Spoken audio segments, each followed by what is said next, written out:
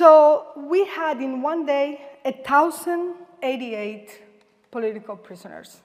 We had many before, but just in one day, 1,088. What is incredible is that Cuba in one day had more political prisoners than Nicaragua and Venezuela combined.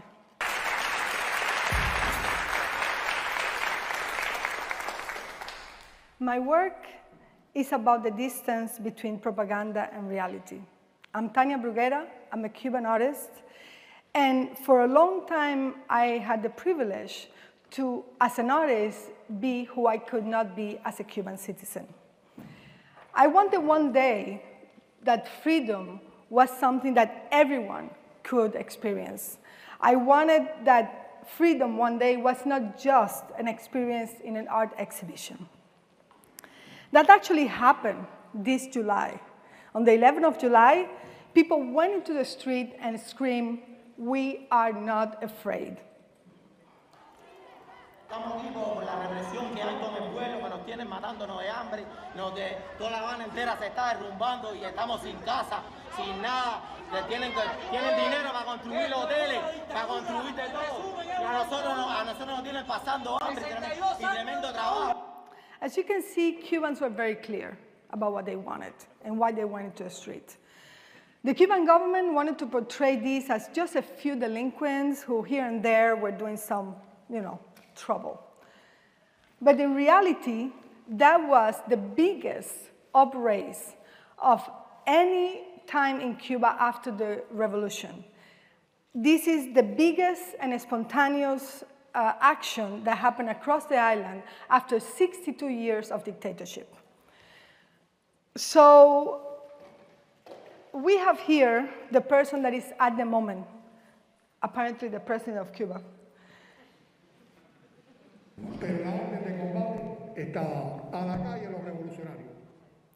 So this phrase, the combat order was given to the street the revolutionary, is a code, and I'm going to translate it to you.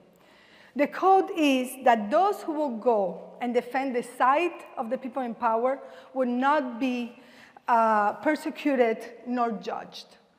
It means that all that personnel that you see there who are military dressed as the people, who are going with those sticks to beat unarmed Cubans who are peacefully and actually by the Cuban Constitution had the right to be in the street. So none of these people have been judged. None of these people are going to be persecuted. Instead, all the Cubans who went there are today in jail. So we had in one day 1,088 political prisoners. We had many before, but just in one day, 1,088. What is incredible is that Cuba in one day had more political prisoners than Nicaragua and Venezuela combined. And that Cuba became in one day one of the countries with the highest rate of political prisoner per capita in the world. We also had children who were detained, and they were treated as grown-up. We had boys and girls who actually endure some violence in those prisons and mistreat them sexually. So this was a surprise for a lot of people. What happened? Cubans raised against the government. I'll tell you, and I put you some information, kind of a chronological line of what has happened before July 11. Here we're going to see how the secret police, who before dressed as the people, now dress as doctors to allow themselves to invade the house of an artist where many activists were there in hunger strike for 10 days.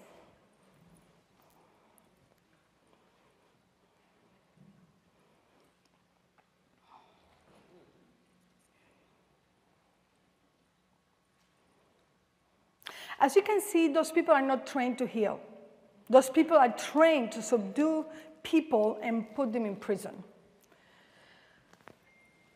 We are part of the community of artists. We saw these, our friends who were artists, treated that way, and we got infuriated. More than 500 artists came together in front of the Ministry of Culture to demand to those institutions to work properly, to do their job. And what is the job of a Ministry of Culture? To protect artists, not to be on the side of the secret police. Of course, in the process, we corroborated that the Ministry of Culture, like all the ministers in Cuba, are just part of the secret police department. This person you're seeing here is the Minister of Culture himself. He's slapping an artist because he wants to take his phone. He doesn't want documentation of what he's doing. But that slap is also a code. And it was a signal for all the police who were surrounded that event to come in and take into prison those artists who wanted dialogue, and in exchange, they got prison. I'm going to show you now a small audio clip that someone secretly recorded in the bus that was where they were taken into prison.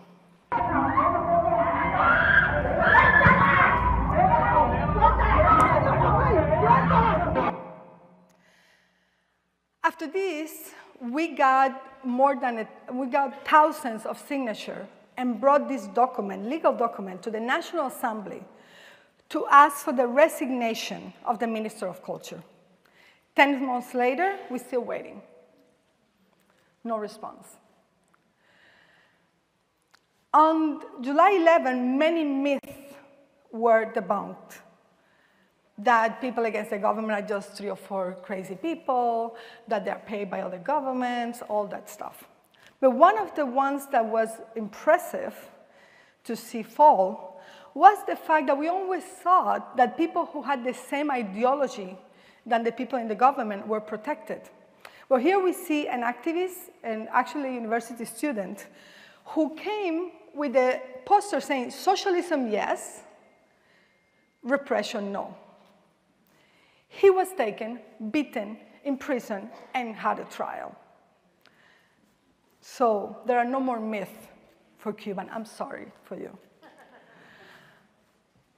All of this happened across the internet. People were putting the stories on Facebook, on Twitter, and so on. What was the response of the government? Very easy. They took a national news program. They put private photos of activists. They put information, private chats that we had, and they actually put our telephone numbers on national TV for millions of people to see. I received many messages after that, hate messages, that I knew these were people from the government. But what the government didn't have into consideration is we also received many messages of encouragement and people who wanted us to continue.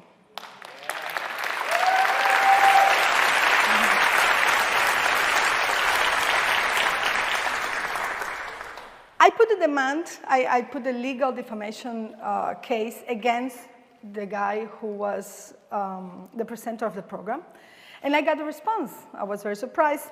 The prosecutors say that the government and the presenter had the right to do that because they were exercising their freedom of the press.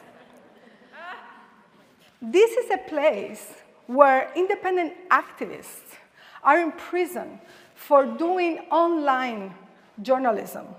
This is a place where foreign agencies, press agencies, are threatened by the government if they publish any article that goes and questions them. And this is the place where after July 11th, the government went to the family of the prisoners, some of them young people, and told the family, unless you remove everything from your social media, you are not going to have visitation to see your kid. But that was not enough. So what they did is they put police patrol in the house, in front of the house of dozens of activists. They wanted to neutralize us. They wanted us not to go out, not to meet. We could not either go out or receive visits. We could not even go to buy food. And if it wasn't enough, the 11th of July, I had these people in front of my house.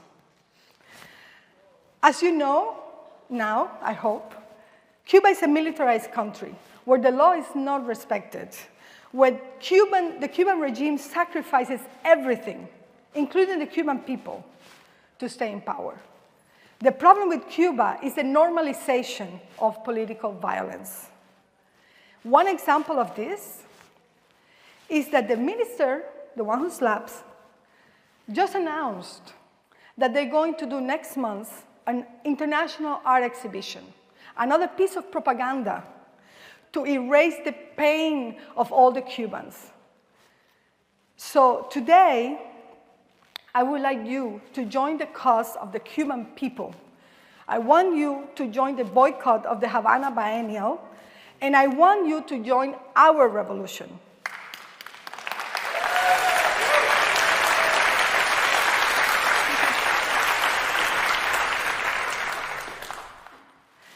Cuando los que están en el poder tienen miedo de su propio pueblo, la democracia ya está llegando.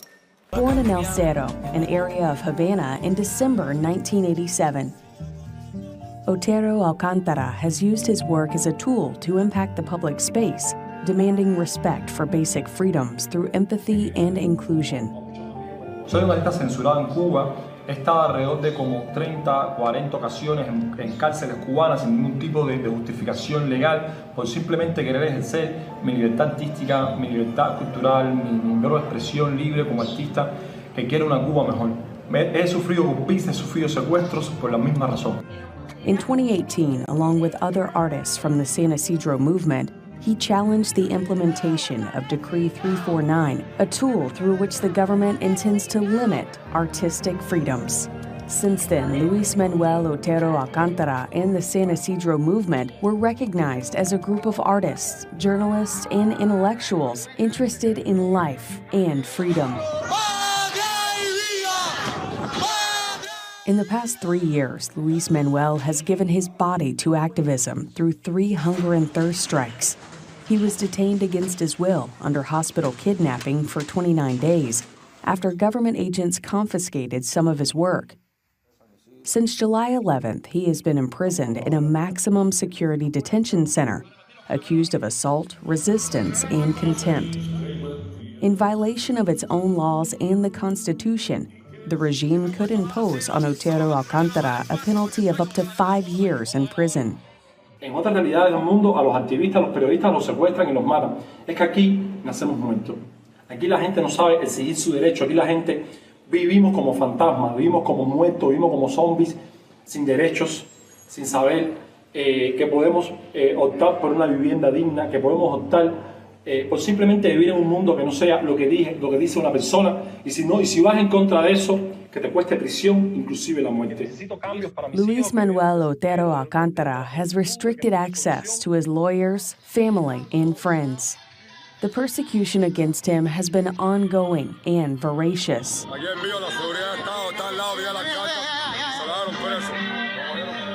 Un país donde la libertad es un lujo, donde la libertad, inclusive mucha gente ni siquiera sabe qué significa ser libre. Art is not guilty.